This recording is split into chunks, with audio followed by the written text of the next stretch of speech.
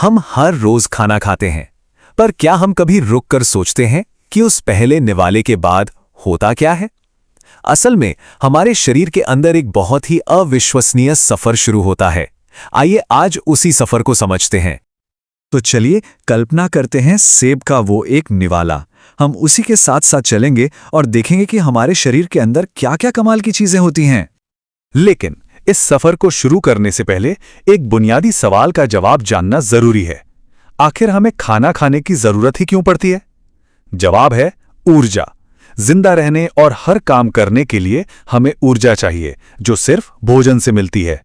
देखिए, इस दुनिया में ऊर्जा पाने के मोटे तौर पर दो ही तरीके हैं।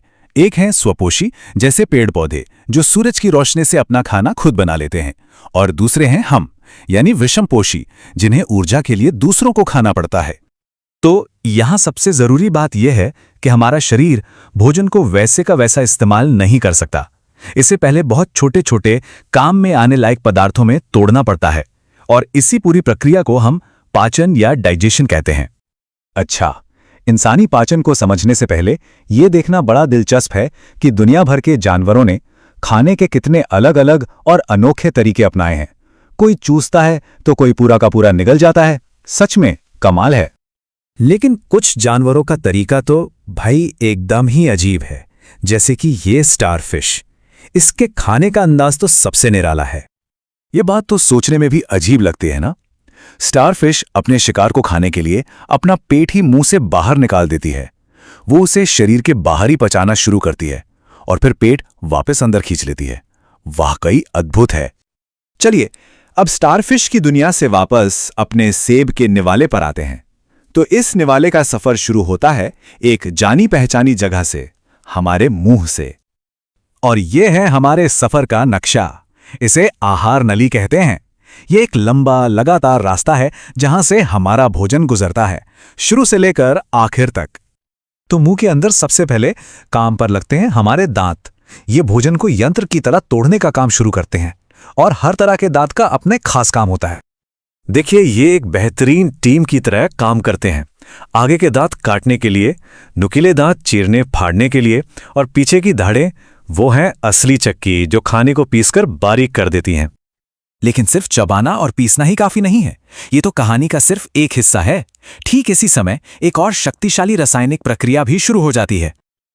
और हमारी लार कितनी शक्तिशाली है, ये इस छोटे से प्रयोग से पता चलता है।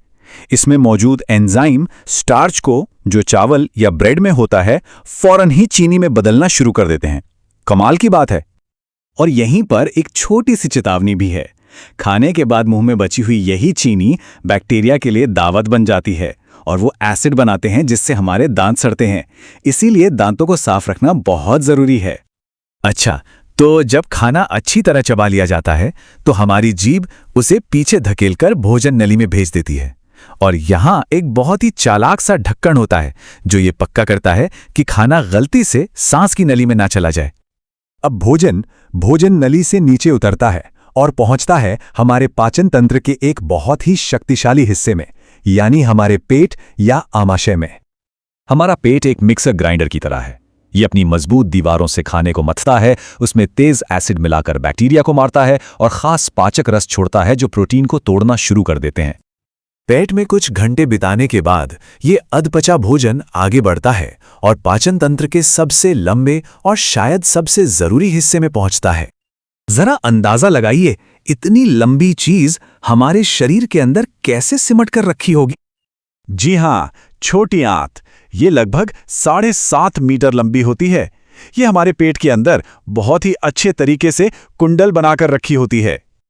यहां छोटी आंत अकेले काम नहीं करती, उसे मदद मिलती है अपने दोस्तों से। लिवर वसा को पचाने के लिए पित्त रस भेजता है, और पैंक्रियाज बाकी चीजों को पचाने के लिए अपने रस भेजता है।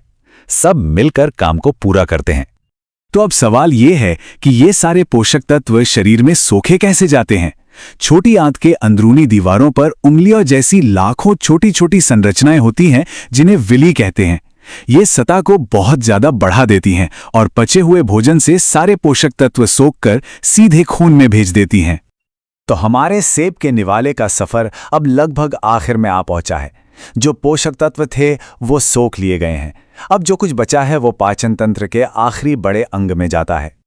और वो है बड़ी आंत। जैसा कि नाम से पता चलता है, ये चौड़ाई में बड़ी होती है लेकिन लंबाई में छोटी, सिर्फ 1.5 मीटर के करीब। और इसका एक बहुत जरूरी काम अब भी बाकी है। इसका मुख्य काम है बचे हुए अपचित पदार्थ से पानी और कुछ जरूरी लवणों को वापस सोख लेना। ये हमारे शरीर के लिए एक तरह का रिसाइकलिंग का काम है। इसके बाद जो ठोस अपशिष्ट बचता है वो शरीर से बाहर निकाल दिया जाता है। और बस इसी के साथ वो सफर पूरा हुआ। एक साधारण निवाले से लेकर हमारे शरीर को चलाने वाली ऊर्जा और उसे बनाने वाले जरूरी तत्वों तक का सफर। ये एक शानदार प्रक्रिया है। ये वाकई एक बेहतरीन और बहुत ही कुशल प्रणाली है जो हमारे अंदर हर दिन हर पल बिना हमारी जानकारी के चुपचाप चलती रहती है। और ये हमें एक आखिरी सवाल पर लाकर खड़ा करता है। अब जब हम इस पूरे रास्ते को समझ गए हैं, तो क्या हम अपने शरीर की इस अद्भुत यात्रा को ऊर्जा देने के लिए कुछ बेहतर विकल्प नहीं चुन सकते?